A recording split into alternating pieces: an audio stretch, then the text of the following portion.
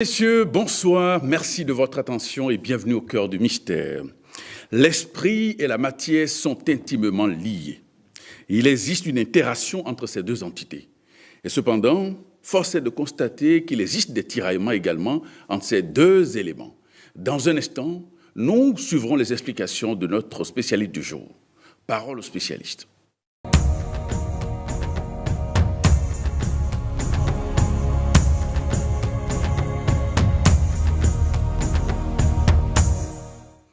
Et nous recevons ce soir, ceci pour la première fois, Majesté Dioma Mousso.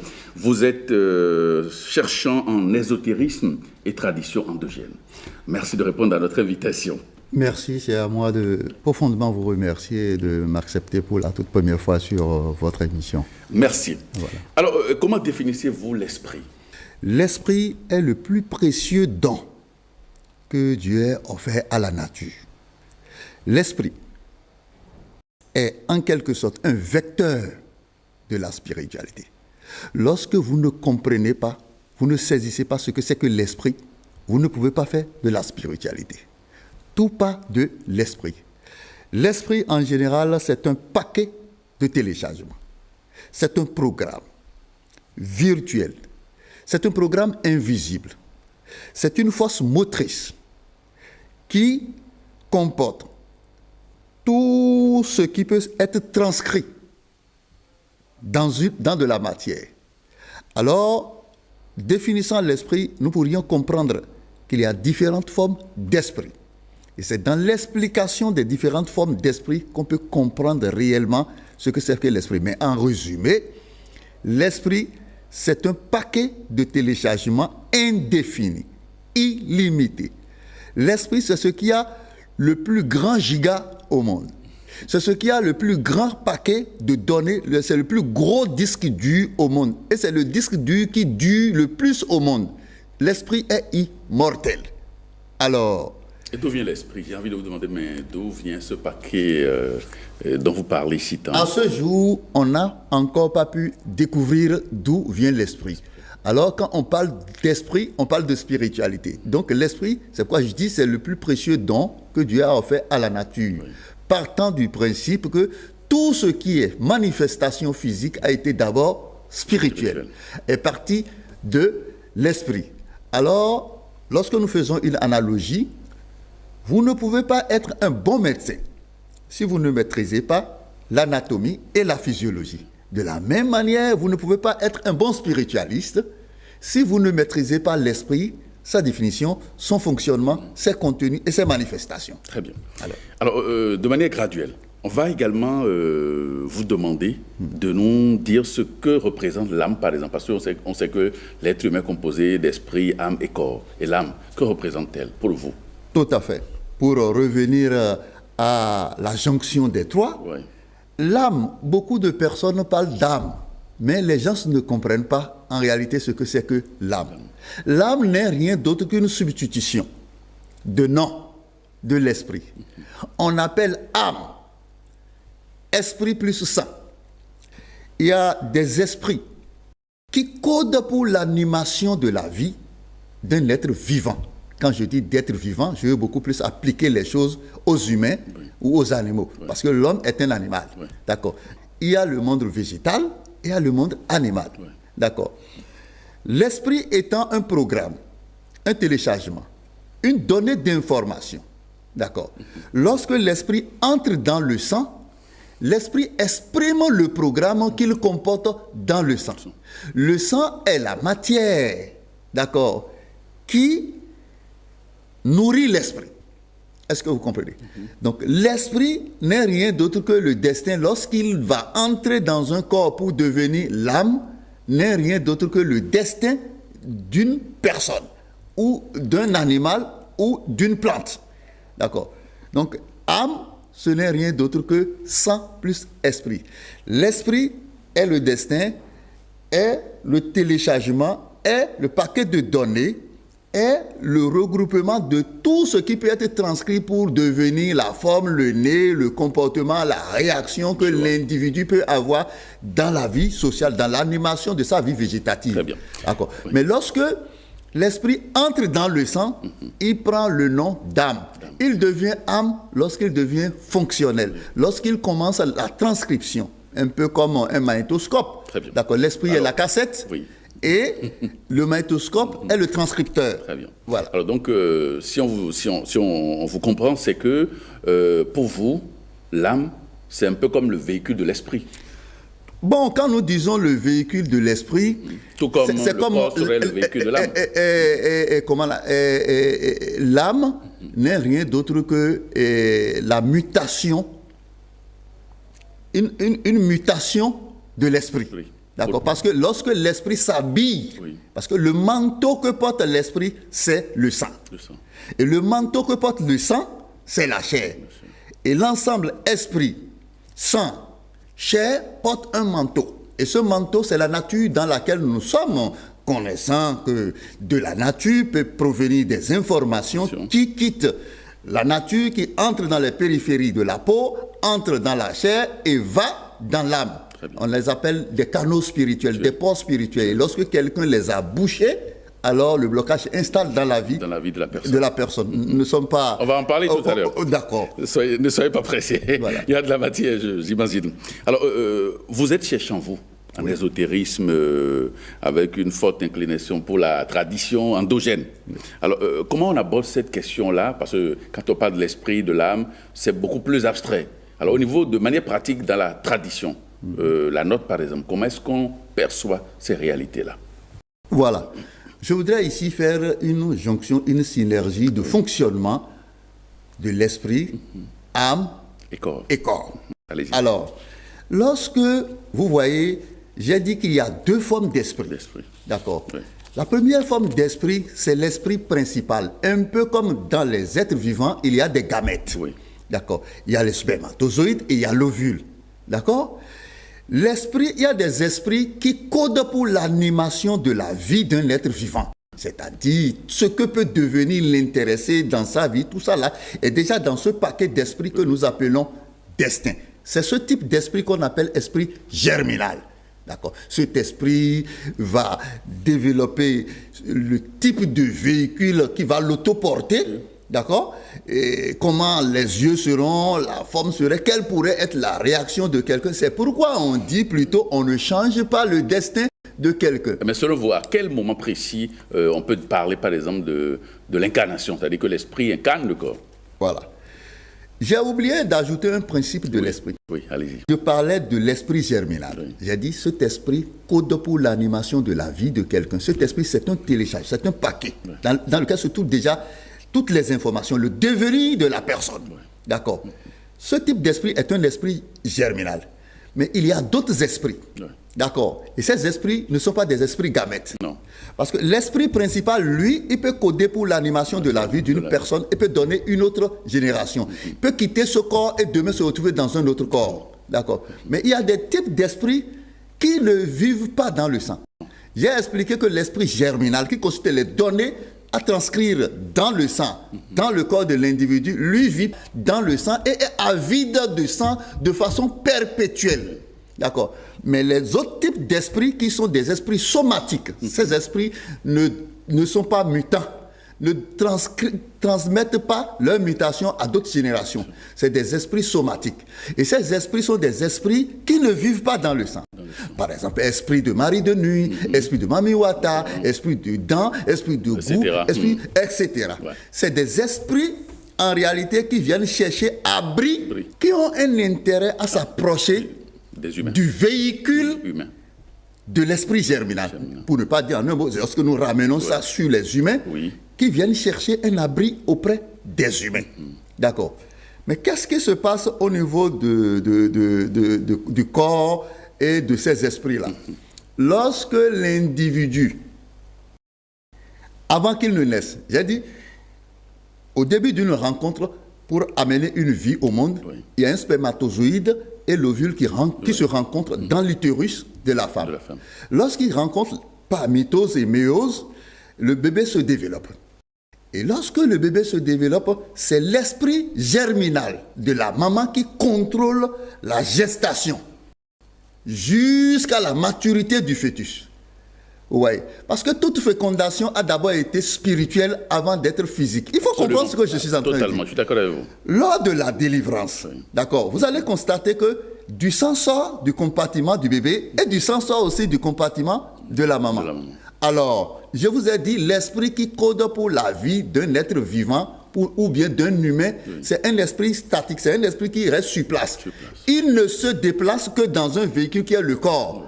Lorsque quelqu'un meurt, l'esprit principal qui est en lui reste sur place, ne bouge pas. Vous comprenez? Oui, allez-y. Alors, il faudrait qu'il y ait une autre réincarnation. Pour que cette réincarnation arrive, lors de l'accouchement, les esprits arrivent. Quand les esprits sont là, certains esprits vont du compartiment de la maman.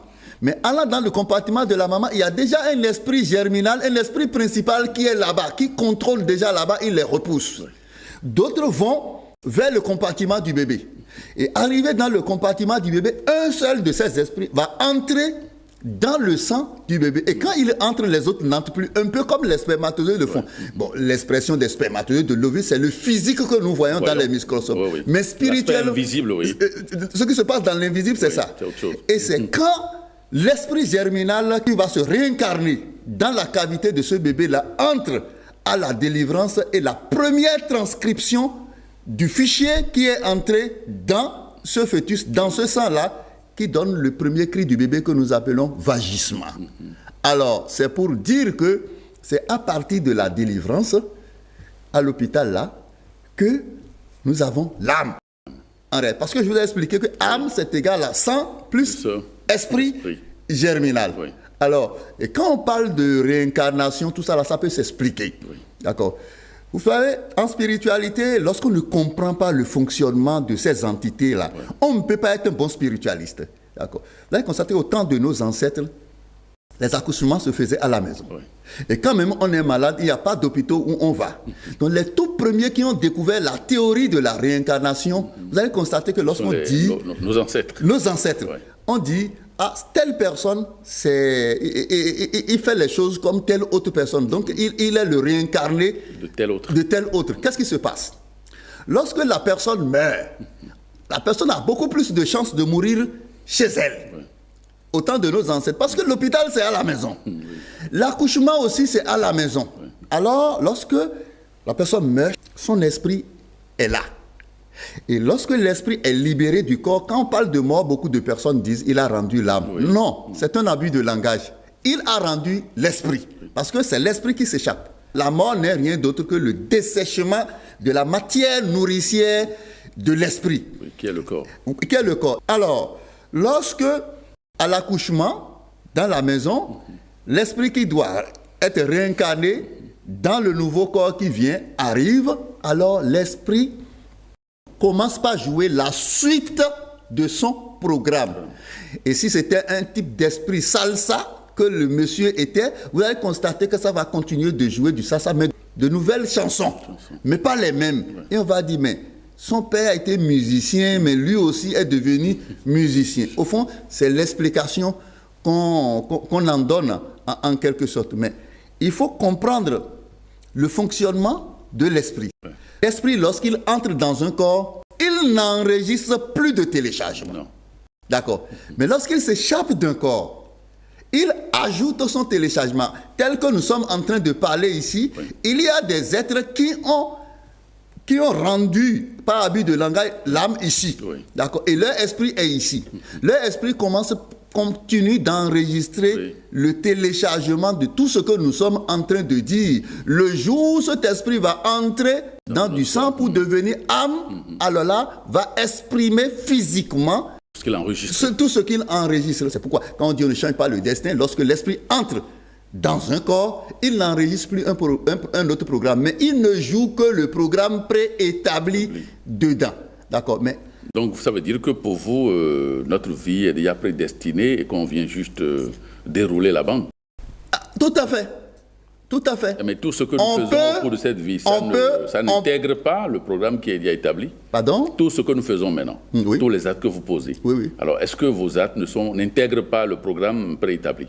Ou c'est un autre programme qui s'enregistre? Non, quand je parle les actes que nous sommes en train de commettre actuellement, d'accord, ces actes seront gérés par le programme qui était dans notre esprit. Oui. D'accord. Mais les actes ne sont pas encore prévus auparavant. Mais l'esprit, lui, il est là. Il a déjà la réponse qu'il doit apporter à ce type de réaction. C'est pourquoi je dis que l'esprit n'est rien d'autre que le programme. Ce n'est rien d'autre que le soft qui est en nous. D'accord. Oui. Et quand vous avez un programme que vous mettez dans un ordinateur, qui est le hard, d'accord, l'ordinateur ne peut pas prévoir qu'on va l'amener à Lada ou bien à Tior ou bien à Guagon pour faire un séminaire. Non. Mais quand vous l'amenez, voici, quand vous dites 1 plus 1, c'est 2 que l'ordinateur va dire. Oui. D'accord, donc c'est de ce programme que je parle. On a parlé de la matière, mais visiblement, il existe plusieurs sortes de matière. On parle de la matière astrale, on parle de la matière éthérique, etc. Qu'est-ce que vous en dites, vous? Non, lorsqu'on parle de matière astrale, éthérique et autres. Non, vous voyez, tout ça là, c'est chimérique. Oui. D'accord, c'est chimérique. Lorsqu'une spiritualité n'a pas de notice d'explication, elle n'est pas consommée efficacement. Parce que lorsque le malade rencontre le médecin, il faut que sa maladie soit traitée à moitié. Lorsqu'on ne peut pas expliquer un phénomène, le phénomène est difficile à être consommé. Vous voyez, en matière de spiritualité, de vaudou chez nous, le vaudou n'est pas beaucoup plus consommé. Mais aujourd'hui, qu'une ressource humaine de qualité a commencé par prendre en charge la promotion de nos valeurs culturelles et endogènes, vous allez constater que tout ce qui est chimérique, tout ce qu'on ne comprend pas, devient facile à comprendre parce qu'il faut sortir la notice. Quand vous allez dans une pharmacie, vous voyez un médicament, vous voyez ce qui a composé le médicament, la posologie, l'indication et les contre-indications. Malheureusement, chez nous, c'est pas comme ça. Et quand c'est pas comme ça, vous ne pouvez pas faire consommer votre produit par les autres à l'extérieur. Et tout ce que je vous démontre ici, c'est beaucoup plus les spiritualistes qui vont comprendre ce que je suis en train de dire. C'est pratiquement un cours, pour ne pas dire un cours, une thèse que je suis en train, absolument, c'est une thèse que je suis en train de développer. Et quand les gens vont l'entendre pour la première fois, ils vont mettre ça en doute. Mais quand ils commencent par réfléchir, ils vont se dire, Eureka, un peu comme Galilée l'avait fait, que la Terre tourne. Il faut le comprendre comme ça, parlant des esprits somatiques. Somatiques, oui. Voilà. Ce sont des types d'esprits qui viennent seulement hanter, qui viennent seulement chercher d'abri auprès de l'esprit germinal. Et d'où viennent ces esprits somatiques dont vous parlez? Voilà. Non, je ne sais pas d'où viennent. Je vous ai dit qu'il y a deux sortes d'esprits. Je suis d'accord avec vous. Il y a des esprits qui vivent dans le sang. D'accord. Et ces esprits codent pour l'animation de la vie de quelqu'un. Et ces esprits ne sont que destin ou programme de vie de la personne. Oui. D'accord. Maintenant, Dieu aussi a créé des esprits. Qui sont des esprits, si c'est des végétaux, ce sont des esprits et ça profite. Et si c'est des esprits animaux, ce sont des esprits parasites. Et que font ces esprits? Ces esprits viennent chercher, abri, un intérêt à côté du véhicule de l'esprit germinal. Je voudrais montrer ça par une caricature. Oui, allez-y. Alors, quand vous prenez le chien, le chien est comme l'esprit germinal, c'est-à-dire le destin, le programme d'un individu. Alors, et vous prenez la poule est comme un esprit somatique. D'accord. Et l'esprit somatique, lui, se déplace de lui-même. Il bouge et il cherche un intérêt.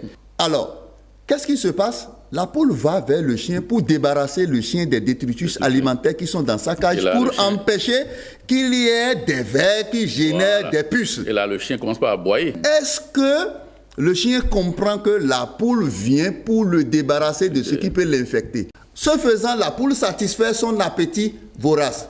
Vous voyez que ces deux éléments-là ont un intérêt à être ensemble. C'est comme ça fonctionnent les esprits somatiques de Mamiwata, de mari de nuit, de femme de nuit, qui s'approchent de l'intéressé. Et quand ils s'approchent de l'intéressé, la vie de l'intéressé commence par basculer. Et rien ne marche pour l'intéressé. Il n'a plus de femme, son boulot est perdu. D'accord? Parce que cet esprit vient le hanter, vient l'agresser. Mais que fait l'homme spirituel? L'homme spirituel est au milieu et fait comprendre au chien et à la poule que vous avez intérêt à être ensemble parce que si vous vous mettez ensemble, alors l'appétit vorace de la poule va se régler.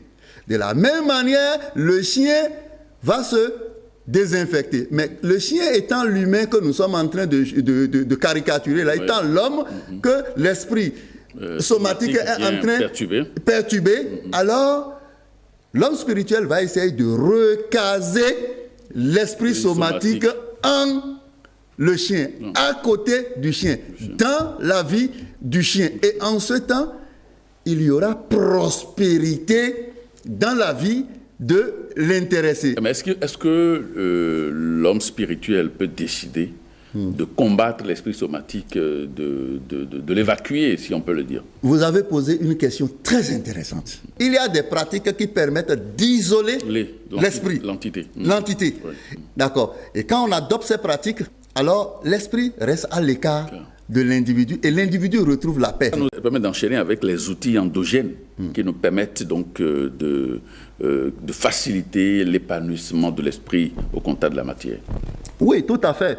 Bon, je voudrais peut-être déplacer cette explication dans le vaudou. Absolument, allez-y. D'accord.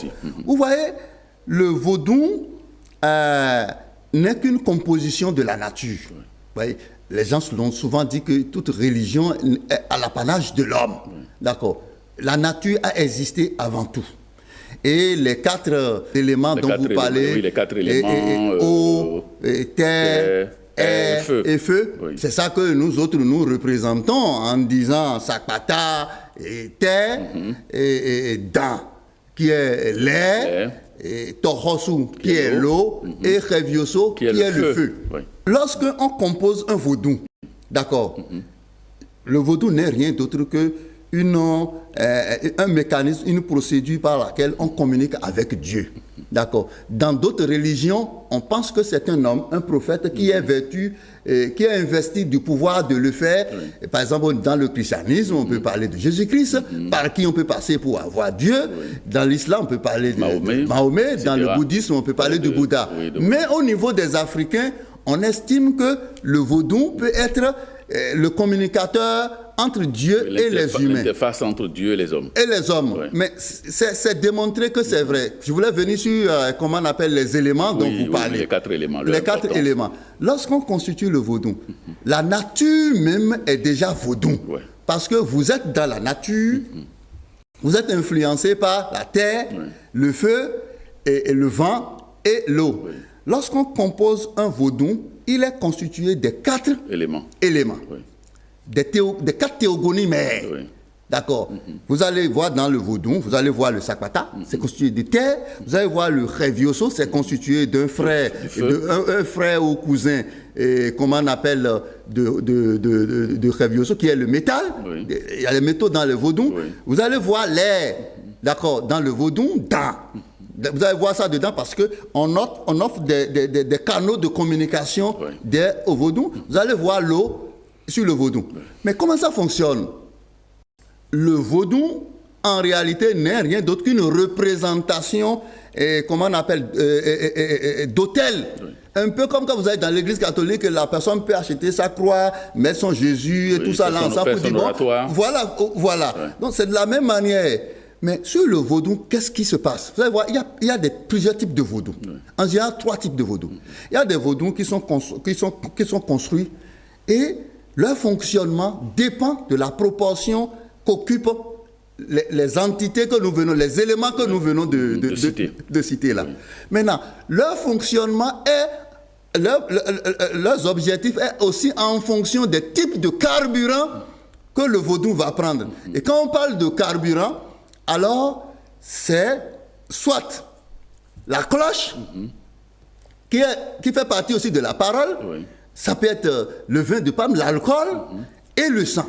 D'accord. Il y a des types de vaudou qui sont conçus comme ça. Mais il faut comprendre l'esprit. Qu'est-ce qui se passe? Lorsqu'on fabrique le vaudou comme ça, on tue un animal là-dessus. Lorsque nous tuons l'animal là-dessus, l'esprit principal de l'animal est déchargé sur le vaudou. Je vous ai déjà dit que l'esprit principal ne se déplace pas. Lui, il est statique, il est là. Et quand on le décharge là-dessus, on décharge plusieurs animaux là-dessus. Quand les gens viennent, plus le vaudou reçoit des esprits germinaux, plus il est puissant. Pourquoi plus il est puissant? Il dispose de beaucoup d'esprits germinaux qui s'accrochent au vaudou et qui sont là. Et quand vous venez, je vous ai dit que quand l'esprit quitte le corps, l'esprit germinal quitte le corps, il commence par enregistrer de nouveaux téléchargements. De nouveaux programmes. Voilà. Et quand vous approchez du vaudou, Vous commencez par taper la cloche, ça réveille les esprits germinaux qui sont autour du vaudou, qu'il y a matière à enregistrer un nouveau programme sur son programme. Et tous les esprits germinaux qui sont autour du vaudou, tous les grégores enregistrent le même vocal que vous avez amené. Oui. Alors, parfois, on peut mettre de l'alcool dans le sang et souffler là-dessus. Et quand on souffle là-dessus, les esprits pensent que c'est la matière dans laquelle ils pourront exprimer leur programme et sont prêts à exprimer le programme. Et quand on fait ça, on commence maintenant par parler. On commence maintenant par demander les grâces au vaudou. D'accord. Et quand on commence par demander les grâces, tous les esprits germinaux qui sont autour de vaudou enregistrent le même programme. Vous suivez? Oui, je vous suis. Et quand vous finissez de dire ce que vous voulez faire, vous tuez l'animal là-dessus. Et quand vous tuez l'animal là-dessus, les esprits germinaux qui sont autour du vaudou, dans ce sang frais, commencent par chercher à transcrire leur programme en acte. Vous comprenez ce que je dis? Oui, je vous suis. Ils commencent par transcrire leur programme en acte. Mais quand le sang se dessèche, le sang qui est la matière nourricière de l'esprit se dessèche, l'action s'arrête. Mais quand l'action s'arrête, cela ne veut pas dire que bon, l'action ne va pas s'accomplir. D'autres personnes viendront faire de vœux. Et d'autres personnes viendront faire de récompenses. C'est pourquoi quand on vient demander des grâces au vaudou, ça ne se réalise pas en même temps. Mais au fil des temps, 99, pour ne pas dire 100%, ça va se réaliser si on continue d'immoler des animaux sur le vaudou. Mais est-ce qu'on doit continuer à faire ce genre de choses? Cette pratique-là, immoler les animaux? Non, mais écoutez... Et le jour où on n'en aura plus, qu'on fait quoi alors finalement? Non, la nature ne manquera jamais d'animaux. Non, mais c'est comme vous me demandez qu'un jour on n'aura plus des hommes sur la terre. Non, il y aura toujours des hommes sur la terre. Nous ne voulons pas rentrer dans la théologie qui estime qu'il y aura un jour Dieu qui viendra mettre fin à tout. Bon, ça c'est un espoir comme Jésus-Christ qui va revenir. C'est aussi un espoir. D'accord. Mais nous sommes en train de travailler sur une théorie spirituelle que nous sommes en train d'expliquer de façon scientifique et qui ont donné des résultats probants sur l'esprit à comprendre qu'il est un paquet de téléchargement, il est un programme, d'accord, et il faut le manipuler. Et lorsqu'on le manipule sur l'esprit, voici le résultat que ça donne. Nous l'avons utilisé parce que nous on a constitué des déités, d'accord? Mais comment se fait-il que quelqu'un met un statut de Marie devant, ou bien le Coran, et il prie là-dessus, et demain ça donne ce qu'il veut, et il dit, que vraiment Dieu a exaucé à ma prière. De la même manière, de façon spirituelle et scientifique, c'est comme ça le vaudou fonctionne. Et il n'y a pas de raison que ça ne donne pas de résultat. Mais du fait que les gens ne comprennent pas ce qui se passe à l'intérieur du vaudou, et on y met du sang, ils pensent que c'est comment on appelle, c'est diabolique. Alors que ce n'est pas diabolique. Lorsqu'on veut recaser, par exemple, un esprit de mamie à une personne, toutes les formes de rituels qu'on fait là. Alors, vous voyez, c'est des rituels qu'on fait. Parce qu'on connaît cet esprit-là, on le maîtrise, on sait ce que cet esprit aime. Par exemple, ceux qui mettent du parfum, des poudres et autres là, la nuit sur le corps. Mais il y a des types d'esprits somatiques qui aiment ces odeurs, qui s'approchent de vous. Là, un peu comme vous mettez le parfum, les abeilles peuvent vous agresser. D'accord. Mais parlant de matière, chez nous les spiritualistes, et endogènes, c'est beaucoup plus le sang qui nous intéresse. D'accord. Et c'est dans le sang, parce que nous avons compris que c'est dans le sang que l'âme, qui est l'esprit principal, fait sa transcription. Vous ne pouvez pas faire en sorte de ne pas recourir au sang animal, par exemple, pour le faire? Mais non, c'est un peu comme vous me demandez, est-ce qu'on ne peut pas trouver une autre matière dans laquelle les hommes vont animer leur vie? Mais ce n'est pas possible. Mais je vous ai expliqué que l'esprit, là, lui ne transcrit son programme que dans le sang. Le lubrifiant qui se trouve dans l'être humain, c'est le sang. C'est ça. D'accord. Très bien. Donc, et c'est en transposition. Quand vous voyez le vaudou, ou bien les pratiques spirituelles qui prennent du sang, c'est une forme de corruption qu'on fait à l'esprit germinal, l'esprit végétatif qui code pour la vie de l'homme. On lui tend le sang.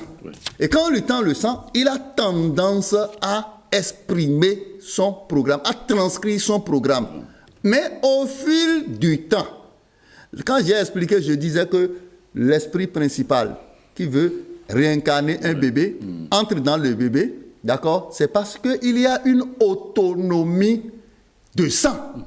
Il y a déjà des appareils, des organes qui gèrent l'existence perpétuelle du sang et l'esprit pourra rester dedans. Sinon, quand le sang va se dessécher, l'esprit va s'en aller. Bon, pas va s'en aller, va cesser de se lire. Parce que je vous ai dit que l'esprit qui code pour la vie d'un être humain ne bouge pas. Mais pourquoi aujourd'hui, il y a des Noirs qui sont tellement intelligents? Si nous estimons qu'il y a des Blancs qui sont intelligents, si vous êtes né en France, vous avez plus de chances d'être réincarné par l'esprit qui avait incarné un Blanc. Et parce que là, beaucoup de Blancs sont morts là. C'est ça. Donc, il faut comprendre l'esprit comme ça. Et cette compréhension de l'esprit, lorsqu'on l'adopte, on a des résultats probants. Très bien. Voilà. Alors, on revient sur les 4 éléments. Quelle est l'importance dans la tradition? Non, mais je vous ai dit que lorsque nous prenons l'eau... L'eau, par exemple, oui. Alors, l'eau, tout le monde comprend ce à quoi c'est l'eau. L'eau, dans la tradition, est un lubrifiant comme il est dans toute chose. Et c'est la vertu de l'eau qui nous intéresse. Ce n'est pas l'eau. La dimension ésotérique de l'eau qui vous intéresse. Parce que ce que nous appelons beau, par exemple, que les Occidentaux ont appelé gris-gris chez nous, ce n'est rien d'autre que la manipulation des vertus, des éléments de la nature. D'accord. Chaque type, le revioso dont on parle, d'accord, qui comment on appelle, Dieu du feu. Les autres ont appelé ça feu, nous on appelait ça revioso. Vous savez que ça aide dans le vieillissement, ça aide dans la cuisson, ça aide dans tout. Donc, la vertu que ça a, on peut l'utiliser en spiritualité. Le vent, on peut l'utiliser en spiritualité. Le vent a été représenté par dent chez nous. D'accord. Nous savons, le même dent.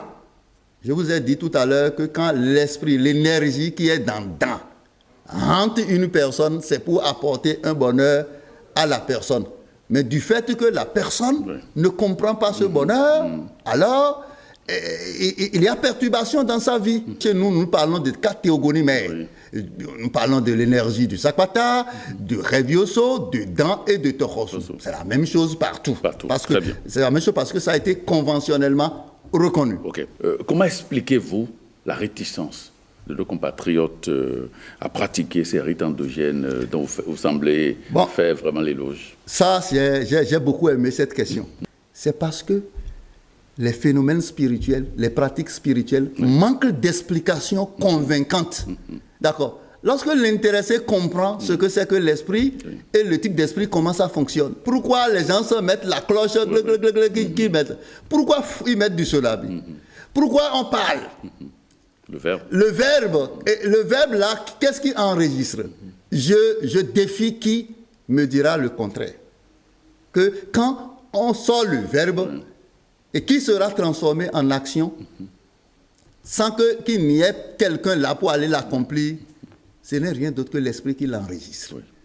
Et s'il l'enregistre, l'esprit ne transcrit, ne matérialise son programme que dans le sang. Parce qu'il va exercer une œuvre humaine et c'est l'humain qui va bénéficier de ça. Maintenant, quand je parlais des vaudous, j'ai dit, il y a des types de vaudous, par exemple, qui ne prennent pas du sang. Il y a des vaudous qui consomment des esprits somatiques, des esprits qui se déplacent. Par exemple, les vaudous qui consomment du parfum, de la poudre, des végétaux. Il y a des vaudous qui sont des vaudous qui fonctionnent du moins avec l'esprit somatique. C'est l'esprit qui hante, qu'on peut manipuler et pour aider à régler un problème. D'accord. Ces types de vaudous sont des vaudous beaucoup plus femelles. D'accord. Parce que les adeptes de ces vaudous, on les appelle tel si, dans si, sakwata si, kou si, et mami si. Vous comprenez? Donc, mais les types de vaudous qui consomment du sang sont des vaudous à réaction rapide. Parce que je viens de vous démontrer comment ça fonctionne. C'est la transcription, l'enregistrement qui est transcrit en acte et de façon progressive et indéfinie. C'est pourquoi même quand des aïeux disent des choses sur les vaudous, Après des années, ça peut se réaliser. Il y a des gens qui vont vous dire, mais Béhanzin avait déjà dit ça. Béhanzin a dit ici, Akaba a dit ici, Guézo a dit ici. Et autre manifestation de l'esprit sur l'âme, c'est quoi? Vous allez entendre beaucoup parler de saint. Mais quelle est la différence entre saint et esprit? C'est des terminologies que les gens ne comprennent pas. Les saints sont en quelque sorte des esprits aussi. Mais quel type d'esprit? Toute réincarnation. Et avant que l'esprit ne s'échappe de la matière nourricière qui est le sang, pour ne pas dire du corps, d'accord? Et ce corps a subi des actes affreux, difficiles, qui sortent de l'entendement lorsque l'esprit quitte le corps, ce qu'on appelle la métempsychose. Il n'a plus envie de revenir vivre les mêmes horreurs. Les mêmes expériences. Les mêmes expériences. Et ça fait que ce type d'esprit n'a plus envie du sang. Très bien. N'a plus envie de réincarner une autre personne. Ouais. Et ces esprits deviennent des saints. Quand vous prenez Jésus-Christ, vous voyez ce que Jésus a subi? L'âme de Jésus, l'esprit qui a incarné l'âme de Jésus, le corps de Jésus, ne va pas se réincarner. C'est dans la nature. Et nous, les spiritualistes, nous savons utiliser ce type d'esprit. C'est pourquoi quand n'importe où vous êtes, vous appelez Jésus-Christ, d'accord? Cet esprit-là, qui est devenu un saint, est disponible. Il y a des hommes célèbres, on les appelle saints. Non, ils ne sont pas saints. Mais regardez très bien, les saints ont subi quelque chose de très, très, très atroce. Très bien. Et quand leur corps, l'esprit s'échappe du corps, il ne revient plus. D'accord. Et c'est à nous, les hommes spirituels. Alors, quelles sont les énergies que vous manipulez au niveau de la tradition, au niveau des pratiques endogènes? Quelles sont les entités que vous manipulez? Est-ce que vous connaissez la nature de ces entités-là? Oui, mais l'esprit est déjà le premier carburant, le vecteur. Ouais. En spiritualité, en dehors de l'esprit qu'il faut connaître, il faut connaître sa composition virtuelle, ses manifestations, les types d'esprit, comment ces esprits se comportent. Maintenant, il faut aller connaître les vertus de la matière. Il y a la matière végétale, animale minéral. Et minérale. Ouais. Lorsque vous prenez un minéral, d'accord, j'ai vu sur votre émission la fois dernière, quelqu'un qui parlait d'une démonstration qui a parlé du sel. Oui. D'accord. C'est la vertu du sel qu'il est en train d'utiliser. Oui. Donc, il faut faire une étude approfondie pour connaître la vertu de chaque type de minerai. Et lorsque vous maîtrisez avec assurance la vertu du minerai, vous pouvez savoir que oui, telle chose sur telle chose va donner tel résultat. Ce n'est pas pour rien que les gens sont faits NaOH, la soude caustique, qui est une base, plus HCl, qui est l'acide chlorhydrique, d'accord, va donner telle chose. Oui. HCl plus NaOH va donner HCl plus H2O. Oui. Donc, c'est parce qu'on connaît la composition de la soude caustique, qui est NaOH, et on connaît la composition de l'acide chlorhydrique, qui est HCl, que quand on les met ensemble, d'accord, le sodium va s'attacher au chlore. Et ça donne un NaCl qui est le sel de cuisine que nous buvons. Oui. Et l'H s'attaque à l'autre H pour donner H2O. Oui. D'accord. Mais en Afrique, qu'est-ce qui se passe? Nous ne cherchons pas à comprendre au fond ce qui se passe. Et lorsque quelqu'un prend la soude caustique, est-ce qu'on boit la soude? Non. Bon. Est-ce qu'on boit l'acide? Non. On ne boit pas. Mais on met les deux ensemble dans un bol et on agite et la personne boit ça. On dit, oh, il est très fort, il a bu, il n'est pas mort. Non, justement, il vient de prendre de l'eau salée. D'accord. C'est ça en réalité. Mais lorsqu'on comprend les matières, j'ai pris cet exemple, je ne vais pas me mettre ici pour vous dire, Revioso, voici. Il y a Revioso, pour ne pas dire le feu, il y a plusieurs types de feu et des milliers. Un peu comme les végétaux. Oui. Quand vous rentrez dans l'eau, il y a plusieurs types d'eau. Quantité de l'eau, il y en a plus. etc. Mais s'il n'y a pas plusieurs sortes de sakpata, Mais pourquoi il doit avoir granit? Pourquoi il doit avoir or? Pourquoi il doit avoir tantalite? Pourquoi il doit avoir uranium? Pourquoi il doit avoir pétrole? Si ça, etc. Les types de Sakwata qui existent sont vraiment, je pouvais dire, indéfinis. Très bien. Et quand des recherches sont déployées, on peut de façon spécifique maîtriser ce type, comme on est allé maîtriser un type de Sakwata qui s'appelle l'or. Oui. L'or, ça vient du Sakwata. Oui, la terre. La terre. Mais quand même, l'aluminium aussi, c'est un élément du Sakwata. Bon, donc, quand le monsieur veut faire sa croix, il veut fabriquer sa déité, pourquoi il est parti prendre l'aluminium qu'il a mis dans le bois, un peu qu'il a assemblé? C'est parce que l'assemblage de ces éléments de la nature va cristalliser un type d'énergie. Très bien. D'accord. Donc, d'où la maîtrise de la vertu des éléments de la nature. Et ce que nous appelons beau ou gris-gris chez nous dans notre tradition n'est pas quelque chose de diabolique.